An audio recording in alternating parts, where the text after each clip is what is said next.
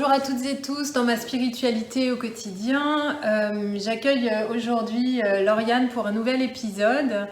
Dans ces épisodes de portraits de femmes et d'hommes, j'ai à cœur de vous présenter des personnes qui, dans leur quotidien, sont vraiment connectées à ce qui les fait vibrer au plus profond d'eux et mettent en œuvre des actions parce qu'ils se sentent appelés. Et ils sont vraiment dans ce mouvement en fait où ils se font confiance de suivre leur intuition et leur appel. Et je trouvais que c'était inspirant de partager ça parce que chacun, chacune, on peut vraiment dans notre quotidien, si on est bien connecté à notre cœur et à nos aspirations profondes, on peut vraiment œuvrer pour soi puis pour le collectif. Et dans ce cadre-là, bonjour Lauriane. Bonjour.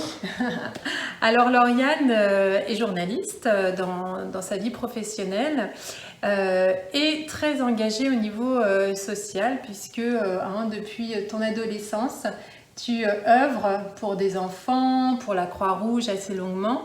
Voilà, si tu veux nous partager un peu cet appel que tu as d'engagement depuis ton adolescence, puis comment peut-être ça s'exprime, comment ça s'est révélé, puis voilà, tes différentes étapes pour continuer sur ce chemin. Alors, je suis vraiment ravie de participer à cette émission avec toi. Merci. Alors, je sais pas d'où ça remonte tout ça. Je sais que quand j'étais enfant, adolescente, j'avais cette hypersensibilité que j'ai toujours. Je viens d'une famille qui n'a pas spécialement de problème d'argent. Et ça m'a jamais paru quelque chose d'acquis, de naturel. J'ai toujours été assez consciente de ma chance. Et j'ai voulu aussi participer en pouvant aider les autres et voilà, en essayant d'apporter quelque chose à ceux qui n'ont pas grand-chose. Mm-hmm. Donc au départ, j'ai aidé des enfants autistes. Puis après, je me suis dirigée vers l'aide aux enfants défavorisés avec l'association La FEF qui fait de l'aide aux devoirs, mais c'est aussi d'apporter un cadre culturel, c'est d'emmener des enfants dans des endroits où ils n'ont pas l'habitude d'aller, par exemple les musées. Donc très jeune en fait. Très jeune, ouais, c'est vrai que oui, j'ai commencé très jeune. Ouais. Et à 19 ans, je me suis engagée dans la Croix-Rouge, un engagement que j'ai tenu pendant 11 ans. Et donc là, j'étais vraiment dans les missions de maraude. Donc une maraude, c'est partir faire une tournée dans un quartier, dans une ville, pour aller voir les personnes défavorisées, les personnes à la rue ou sans domicile fixe, leur apporter un café, quelque chose à manger. Mais l'idée derrière, c'est surtout créer du lien, pouvoir leur montrer qu'on pense à eux, à elles, et essayer de les orienter aussi un petit peu. Voilà, donc j'ai fait ça pendant 11 ans.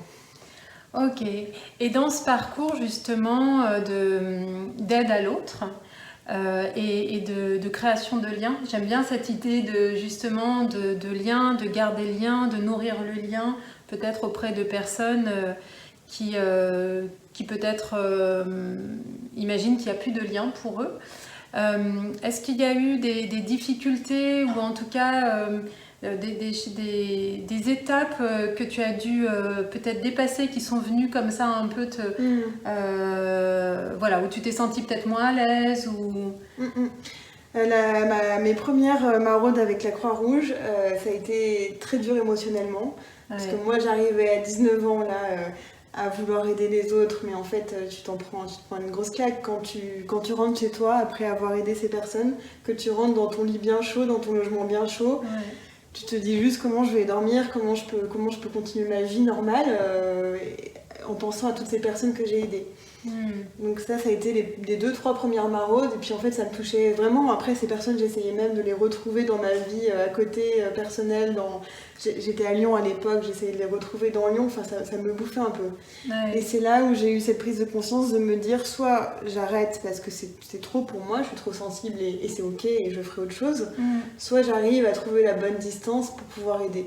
Ouais. Et ça s'est fait comme ça, le déclic dans ma tête, et après j'ai réussi à trouver cette distance. Alors évidemment, quand il fait très froid dehors, je pense à eux forcément, mais je peux me mettre dans ma casquette de maraudeuse pour les aider.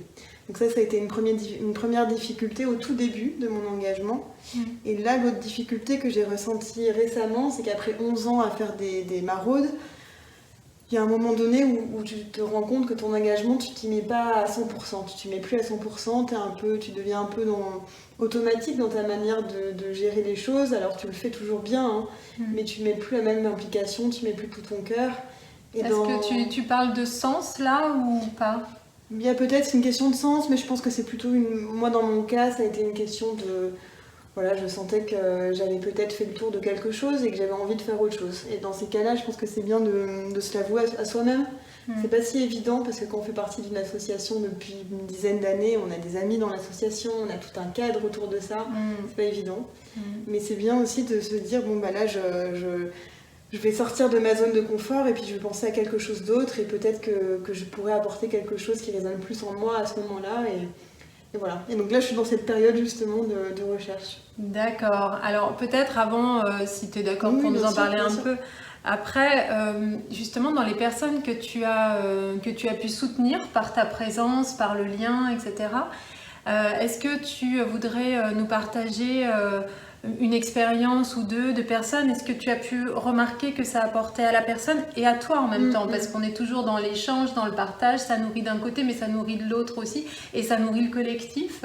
C'est très important ce que tu dis. Ouais. Parce que moi, quand j'ai commencé à 19 ans, j'étais un peu dans ma position de je veux aider les autres. Et voilà. Et toi, tu as dû le ressentir dans ta pratique. En fait, l'altruisme, ça n'existe pas. Tu fais toujours ça parce que toi-même, ça t'apporte quelque chose. Et d'ailleurs, c'est ce que j'ai appris au fil de ces années de bénévolat. C'est que le bonheur, c'est justement que c'est un échange qui va dans les deux sens. Et oui. Et donc moi j'ai vécu plein de moments de bonheur avec ces personnes, de ce qu'elles m'apportaient. J'avais notamment deux bénéficiaires, on appelle ça bénéficiaires, c'est un peu moche comme terme, mais bon. J'avais deux personnes, deux femmes qui m'ont beaucoup touchée, qui chantaient beaucoup. Et donc souvent quand on allait les voir en maraude, à la fin, en même temps que le café et les petits gâteaux, elles chantaient des chansons. Edith Piaf, La vie en rose. C'était toujours, elles avaient des voix incroyables et c'était toujours un chouette moment. Après, moi je maraudais, j'ai longtemps maraudé dans le 6e arrondissement de Paris. Et il y avait beaucoup de personnes d'origine roumaine, mais qui jouent aussi de la musique, qui sont très joyeuses, donc on se retrouvait aussi dans des moments à chanter tous ensemble. Et alors je ne dis pas qu'une maraude c'est que ça, hein. Mais il faut dans chaque moment c'est des moments de partage et il y a toujours des choses positives. Il y a toujours des moments vraiment où on se sent pleinement heureux, on partage vraiment quelque chose. Il y a des moments moins heureux, mais j'en ai eu beaucoup des moments. Ouais, et on peut, j'imagine très très bien cet état festif dans quelque chose qui au fond peut être douloureux, mais finalement t'as une espèce d'éclat de lumière, de vie qui se joue là, alors que c'était pas du tout prévu, autour de la musique ou de la danse ou du chant ou d'autres choses. En fait, c'est comme enfin, la façon dont je le perçois, c'est comme là, juste à ce moment-là, il y a une bulle de vie en fait qui est là et qui rayonne sur tous en fait, et que tu gardes à l'intérieur de toi, quoi. Et il y a plus de questions d'aidants, de bénéficiaires, de tout ça, c'est aboli. Ouais, ok, super. Ça, c'est des bons moments. Ouais. Est-ce que tu veux nous partager un petit peu tes réflexions, parce que tu as l'air de dire que là tu es dans une période de transition où peut-être tu as envie de penser à autre chose qui ferait à nouveau du sens pour toi, et justement où tu te sens appelée, où ton âme comme ça elle t'appelle, elle t'invite à aller. Je pense que ce qui a fini par me manquer un petit peu dans mes actions, c'est que je voyais des personnes, alors il y avait certaines personnes que je revoyais chaque semaine, chaque mois, et d'autres dont je n'avais plus de nouvelles, que je voyais une fois et j'avais pu les accompagner une fois, mais c'est tout. Et à un moment donné, ton impact, tu sais plus trop où il est, et ça peut être au bout d'un moment un peu difficile. Donc là, je sais que j'ai envie d'avoir plus d'impact, peut-être d'aider moins de personnes, mais d'avoir plus d'impact avec un nombre de personnes réduit. Et donc je pense au mentorat, parce qu'il y a de plus en plus d'associations qui proposent du mentorat. Et j'aimerais bien m'investir avec un jeune. Parce que je pense que l'éducation, c'est quelque chose de clé pour améliorer notre société, pour la faire changer, pour créer un peu plus de conscience des autres, un peu plus de solidarité. Et je pense que l'adolescence, en tout cas quand on est enfant, adolescent, c'est aussi un moment où on peut mettre en place des choses qui vont nous suivre toute notre vie. C'est des moments vraiment clés et voilà, j'aimerais bien intervenir à ce moment-là. D'accord. Donc peut-être ça. Peut-être ça, ok. Est-ce que tu pourrais nous partager peut-être ton expérience, tes expériences, comment ça t'a fait grandir, évoluer dans ta vie? Est-ce que ça t'a ouvert des portes, des prises de conscience? En tout cas, le fait de suivre ton appel, qu'est-ce que ça t'a permis, toi, profondément dans ton être? Moi, ça me nourrit en fait. À chaque fois que je rencontre des personnes, voilà, tous ces contacts humains, sociaux, ça te nourrit. Moi, ça me permet de voir une réalité qui n'est pas la mienne, hein, puisque je ne vis pas la rue, j'ai cette chance-là. Ouais. Donc ça me permet aussi d'être plus consciente des autres. Ça m'a fait beaucoup changer enfin, je me suis beaucoup questionnée dans ma pratique.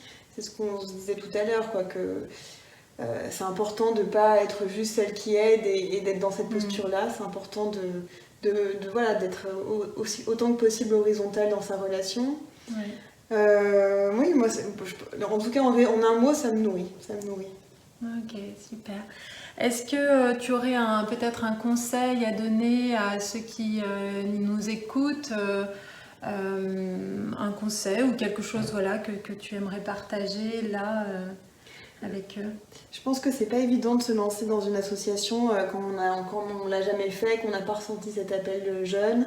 Il y a plein de peurs qui peuvent se créer, de se dire est-ce que je vais être à la hauteur, est-ce que j'ai vraiment quelque chose à apporter.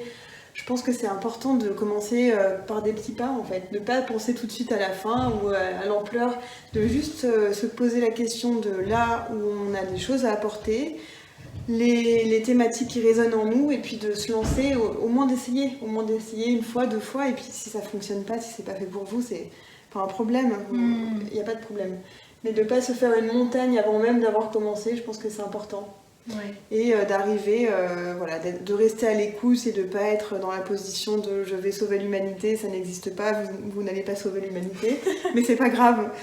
Chacun avec son petit pas, son petit geste peut faire beaucoup. Et si on fait tous ce petit geste, on crée une énorme échelle humaine comme tu essayes de la créer. C'est ça. Et c'est énorme. Oui, alors là tu prêches une convaincue, c'est vraiment l'idée de ces vidéos et de ces podcasts, c'est que chacun à notre niveau, on a quelque chose à apporter, on a une lumière, on a un trésor, une pierre précieuse voilà, qui vient de nous et qu'ensemble on peut vraiment participer à une évolution pour tous. Et bien sûr, je te rejoins complètement. Ok, merci beaucoup Lauriane. Merci à toi. Est-ce que tu serais d'accord peut-être de laisser un contact si des gens se sentent appelés par ce que tu fais pour échanger éventuellement avec eux? Bien sûr, n'hésitez pas à me contacter par mail. Hein. Oui, on le mettra dans le descriptif. Merci beaucoup. Merci Aurélie. Je vous dis à très bientôt pour un prochain portrait. Je vous fais des bisous et je vous dis à très vite. Ciao, ciao.